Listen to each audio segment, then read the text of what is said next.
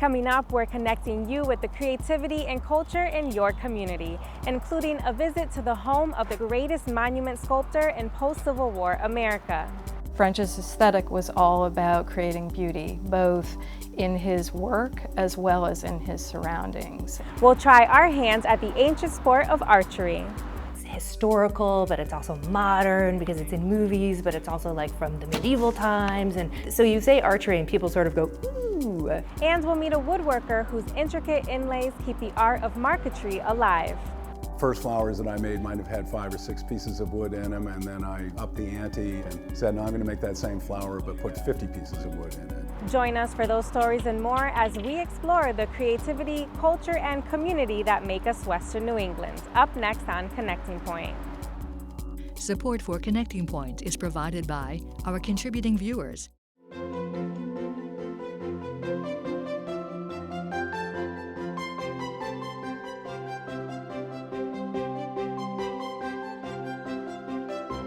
Welcome, and thanks for joining us for Connecting Point, your source for creativity, culture, and community. I'm Silas Kopf. Every week, we explore all that Western New England has to offer, and today we're coming to you from the creative enclave of Easthampton, Massachusetts. Like many communities throughout the region, this former mill town has undergone a rejuvenation in recent years and found a new life as a home to artists, entrepreneurs, and creatives of all kinds, including the subject of our first story today. If you think that intricately inlaid woodworking, better known as marquetry, is a dead art or a relic of the Renaissance, you haven't been to Easthampton, Massachusetts. It's where you'll find master woodworker and fine furniture maker Silas Kopf. For over 30 years, he's been turning out hand-cut woodworking marvels, some of which can be found in museums and private collections around the world. Producer Dave Frazier visited Kopf's studio to find out more. Now I'm going to start to saw out pieces here. Marquetry is essentially the look of an inlay, but it's a slightly different technique. What's done is to take pieces of veneer, usually wood veneer, and piece them together like a jigsaw puzzle. And I want to add a piece of darker wood along there, and then that jigsaw puzzle gets glued on to a thicker backing. So it looks like the individual pieces of the jigsaw puzzle are inlaid into the surface, but in fact they're all part of the same matrix. In its own way, it goes back to Egyptian times, but the real birth of marquetry is in the Italian Renaissance. I make furniture, but everything that I make has this marquetry decoration to it. So it's got pictures on it. So it could be a chair with the back of the chair with the picture on it. A tabletop is an obvious choice for marquetry. Cabinet doors. I've done several pianos where the rim of the piano is decorated with pictures. So let's pretend that this is the picture that I'm going to be working on, that I wanted to do this rabbit. And I want the rabbit to be kind of white. So I have picked out a bunch of lighter colored woods here. The woods come from all over the world because our New England woods are kind of beige for the most part. So, you can go from maple, which is a nice creamy color, to walnut, which is brown, and things in between. But if you want to get some really colorful woods, you've got to go to the tropics. And I'm going to focus on that ear right there. I go back and forth with the design of the object and the design of the marquetry. So I generally start with the marquetry concept and how's the picture going to fit onto that. Then sometimes the cabinet design has to get modified to fit the picture, or modify the picture to fit the cabinet. So it goes back and forth for a little bit until finally the design is set. Well, I've been getting more and more complex as the years have gone by. The first flowers that I made might have had 5 or 6 pieces of wood in them, and then I upped the ante after 10 years of work and said, no, I'm going to make that same flower but put 50 pieces of wood in it. And so that's sort of where I'm still at, is that level of complexity. This is the old firehouse in Easthampton. The original part of the building was constructed in 1885. The town built a new public safety complex in 2000 and put this up for auction in 2001. And I was the lucky bidder, although it had immediate buyers remorse. Oh, now what do I do? But it's turned out to be a great space for me. I like the big high ceilings, the nice light that's in here, and I like the idea of taking care of this important building. I think it's a really beautiful building and important to Easthampton to have this in good condition.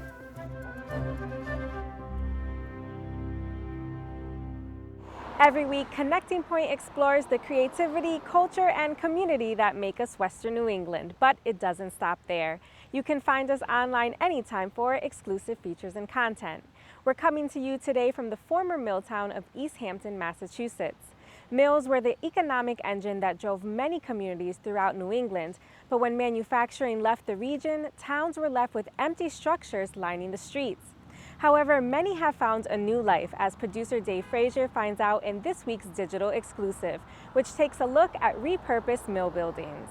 It changed the image of the community. No longer were we that dirty old mill town that we were described at for so many years. Mills in the Berkshires date back to the mid-1700s. The first paper mill came in 1799, and by 1865, Pittsfield had 10 woolen mills that hosted 52 sets of machinery and employed almost 1,000 men and women. You can find that digital exclusive online right now at nepm.org/connectingpoint.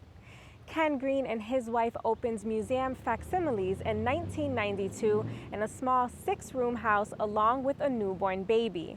Today, in addition to its storefront gift store, the business has a 45,000 square foot production facility that frames fine art for stores and galleries all over the world and produces letterpress greeting cards. It's the kind of place where you can find something for just about anyone, and producer Dave Frazier took a trip to downtown Pittsfield to step inside Museum Facsimiles. This one can possibly work. It's really about making a quality product, taking care of people when they have a specific need, and responsive and respectful.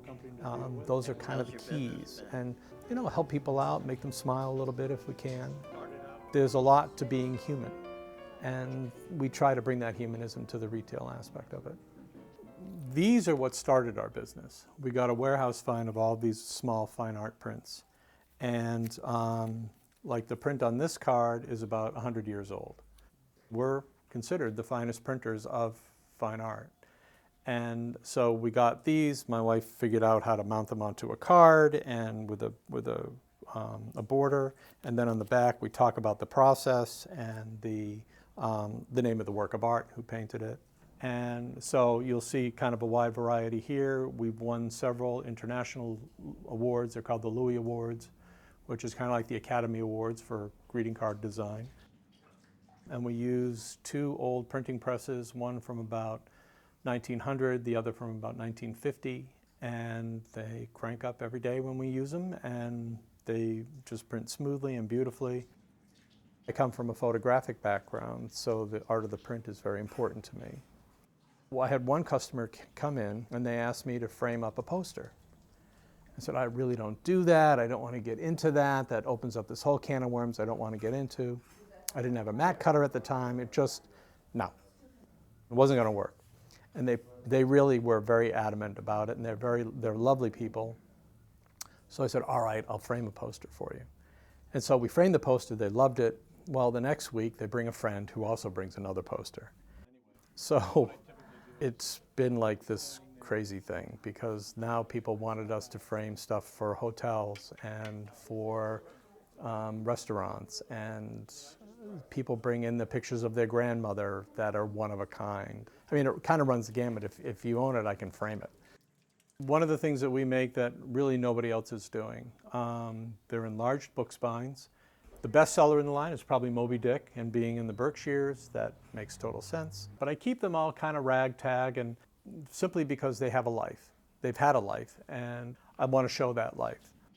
One day I'll get Mary Poppins, and then I get a car manual like the Corvette shop manual, and then I'll get Edgar Allan Poe, and then I'll have, so it's a really wide gamut.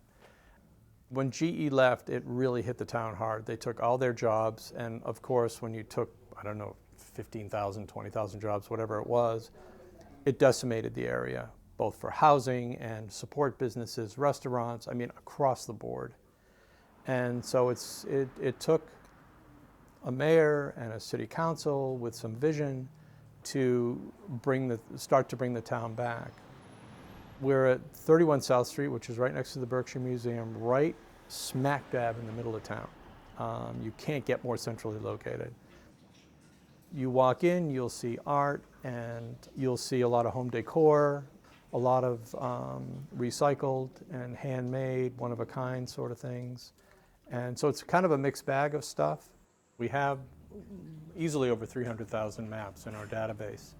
And people inquire from around the country as to their town or the block in their city. And so these have become really great looking things in somebody's dining room or their living room. It's a great jumping off point for conversation.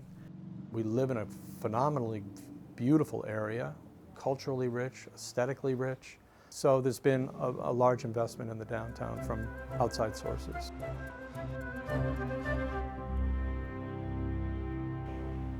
Late summer and early fall are festival times in New England.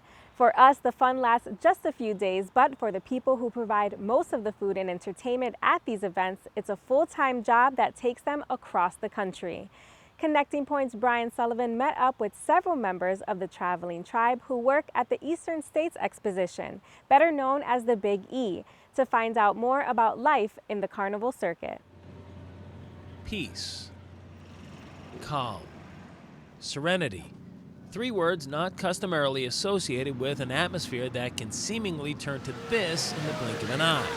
At this moment, though, in the early AM hours, as vendors prepared their food trailers and game booths opened up like flowers unfolding their petals for the morning sun, all was quiet on the Western Front.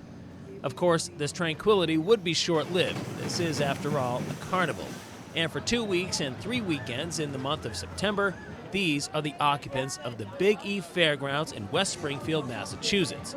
These games, rides, and even a couple of food vendors comprise just one unit of the traveling city known as North American Midway Entertainment. While there are several other units that tour over 20 states and 4 Canadian provinces, this one is special, and the Big E is just one stop of many on its nearly year-long sojourn. This unit is the all-star unit for North American Midway. We begin in March in Miami with the Miami-Dade Youth Fair, and we travel slowly up north as it gets warmer and end up in our summers in Chicago, generally around Memorial Day, southern Wisconsin, and we stay in that area most of the summer. And after a stopover in the bluegrass state of Kentucky, the unit then begins the home stretch with the fall leg of their tour here in Massachusetts. This is like one of our most favorite fairs because the food is good, people here are friendly. It's an absolute change in weather for us after being in Kentucky and down south.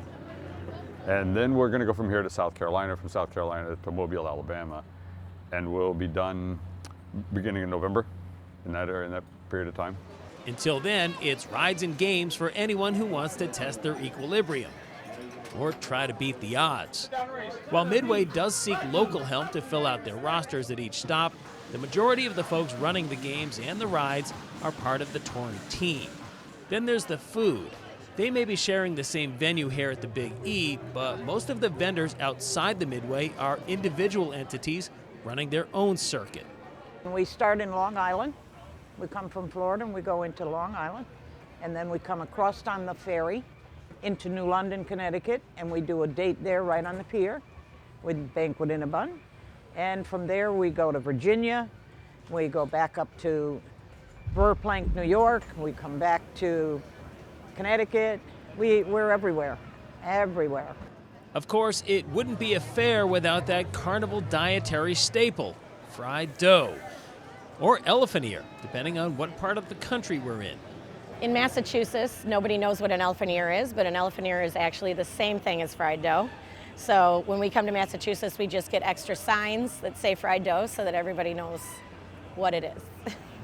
While Reader's tour dates and locations are similar to those of the Midway, the folks at Anna's Fried Dough started locally in the Boston area back in 1969. Their travel schedule is more regional, and they've been able to thrive off the sustained popularity of their product for 3 generations. And here's the kicker, no trans fat. Fried dough falls under the heading of breads and cereals in the 4 major food groups, and it's just the kind of thing people expect to find in this carnival setting. But just like with the rides and games, when the Big E is over, this fried dough and the vendors who make them will be gone and on to the next leg of their tour. They want to have more options than just fried fair food. And so the idea came to us to put everybody likes everything on a stick, anything on a stick. So we said, let's just put some fruit on a stick and dip it in chocolate and see what happens, and here we are. It's a relatively recent phenomenon which seems to have taken off. Cinnamon City made its mark with their savory cinnamon rolls and branched out to pulled pork stuffed corn cakes before making fruit smoothies and fruit kebabs. Looking for vegetables, though? Go see the doctor. Yeah, we just take something that is, pretty healthy, and we like to add the fair spin on it. So what's best at a fair than just to have something deep fried? And we do that with vegetables. It's good snack food, and people seem to really enjoy it.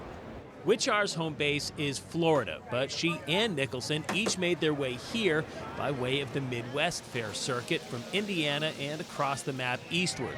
And it doesn't stop here, but life on the road is life for them, whether it's behind the wheel or behind the counter in their multitude of destination points.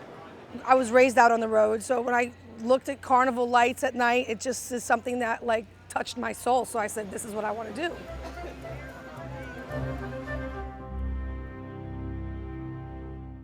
Archery is the art or sport of using a bow to shoot arrows. It sounds simple, but according to Sarah Rose and Kyle Bissell, owners of the Sattva Center for Archery Training, there's a lot more to it than that. Producer Dave Frazier visited the couple's training center in Florence and shares this story. All right, so we want to keep the thumb and pinky back, and that'll help keep the wrist out. Archery is a form-based sport, not an aiming sport. Kind of like dancing, we need to move our bodies through space in the same way each time. Something also magical about archery, that people sort of think of archery and they think of the stories that we tell, and it's historical, but it's also modern because it's in movies, but it's also from the medieval times. And so you say archery and people sort of go, ooh. Set up. I started Sattva Center for Archery Training 8 years ago. Keep this a little bit lower. Sattva means balance, truth, and strength on the inside. So what we take that to mean when we use the term Sattva Center for Archery Training, it's about building archers, building athletes that are strong on the inside. There you go. So I love it when people are taking the lessons that they're learning from archery that we try to instill through our coaching, and we see them applying that beyond just the form, the beautiful form that archery is, because my hope then is that it's going to transfer off the archery range. It's very much a mental sport. So once you learn the physical aspect, conquering the mental, performing under anxiety, staying relaxed and going through the form is the biggest challenge for me right now. I like the challenge that it's personal, you can start wherever and take it where you want it. I also like to compete, so I go to tournaments. I like that part of competition. I've been an athlete all my life, so this allows me, even at my advanced age, to be a continual athlete. We get a lot of people who are adults who tried it in camp or wanted to try it in camp, and then they get to try it as an adult, and so it sparks this memory of childhood, and then they get to do it as an adult. And there's not a lot of things in life that you really wanted to do when you were a kid and you actually get the chance to go back to do it, and archery is that for a lot of people. We do 6 arrows at a time, that's called an end, and sometimes during those 6 arrows, depending on the number of archers, I can work with every single archer during the course of that end, because I am checking in with every single archer to see where are you in this process. Did you take what I said and incorporate it yet? Or are you still working on that, which means I can't give you more coaching yet because you're still trying to process what I just talked to you about. So it's definitely a lot of give and take with every archer to sort of see where are you and what do you need next. It's, I think, an 11 or 12 step process that starts with knocking the arrow on the bow, raising it up, coming back, sort of transferring in the muscles of the back into a holding position where you can sort of have skeletal alignment and feel that just you have straight through your body, through the arrow towards the target.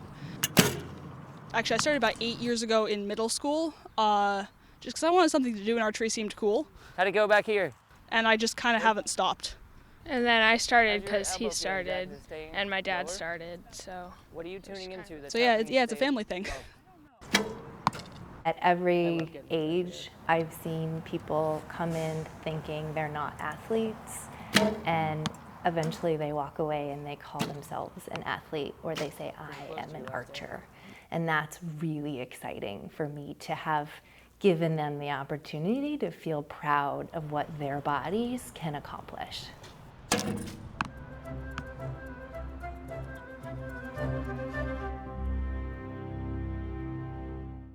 Daniel Chester French was considered the greatest monument sculptor in post-Civil War America. His work left an indelible mark on America, most notably the Lincoln Memorial. Many of French's works were created in the Berkshires at his country retreat, Chesterwood, and Connecting Point's Marla Zippe visited the historic site to learn more about the man and his work. Chesterwood is the former home, studio, and gardens of Daniel Chester French. French is one of the most prominent American public sculptors in the United States. He lived from 1850 to 1931, and he spent over 30 summers here at Chesterwood. He found the Berkshires because he was here visiting some friends who were also artists. When his wife came into the town of Stockbridge, she turned to her husband and said, I don't know where you're going to live, but I'm going to live in Stockbridge. So she was the one who actually determined this would be the place where they'd have their country retreat. French purchased this property. It was known as the Warner Farm in 1896, and started to develop and create his artist retreat here in the Berkshires. Daniel Chester French was a teenager in Concord, Massachusetts, and his father was a professional man, sent him to MIT, where he promptly flunked out. All the while he was developing an interest in sculpting. And you know, it's very hard to trace the moment when that talent and that passion converge. We don't know whether it was a snow sculpture in a New England storm, or his first mound of clay that he successfully modeled into an animal figure and left on his father's dinner plate to frighten him.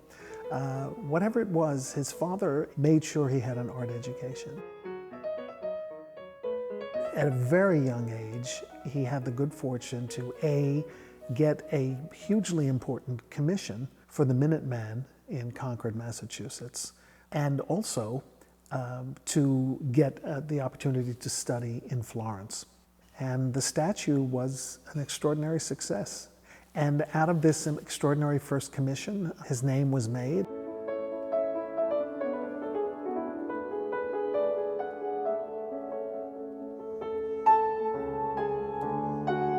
I think French's most important contribution is always the Lincoln Memorial. Not only was it the largest and the most colossal triumph of any sculptor in America, but it became, over the decades, a scene of aspiration and memory. And of course, Martin Luther King Jr. consecrated it for all time with the I Have a Dream speech, in which he spoke about the monument, about Lincoln, about the emancipation. So the Lincoln remains a symbol of American hopes and dreams, always aspirational, not quite met. So he is the symbol of an America that still yearns to be a more perfect union. French's aesthetic was all about creating beauty, both in his work as well as in his surroundings. His daughter, Margaret French Cresson, grew up here, and she watched her father model in the studio. She reminisces about walking in the grounds with her father, learning about nature, and developing a true love of Chesterwood. She decided that she wanted to preserve Chesterwood for the community at large and the public to visit, to learn about her father's legacy, his important work of American sculpture, and eventually she transferred the property to the National Trust for Historic Preservation in 1968. It's important to preserve houses like this to understand, especially an artist's home and studio, the nature of the creative process. I think you have a better understanding coming to Chesterwood about the artist, his inspiration, and what his life was like during a certain time period in American history. I often tell people to take some time to relax, enjoy the beautiful view of Monument Mountain, sit on the studio piazza, and take a moment for yourself.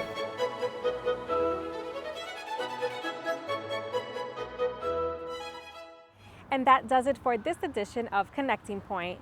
Remember, you can always find all of the stories that you saw in this episode, as well as exclusive features, digital-only content, and so much more online anytime at nepm.org/connectingpoint. Our thanks to the City of Easthampton for hosting us today. And please be sure to join us again every week right here for more stories of the creativity, culture, and community that make us Western New England. I'm Silas Bauer. Thanks for watching and take care. Support for Connecting Point is provided by our contributing viewers,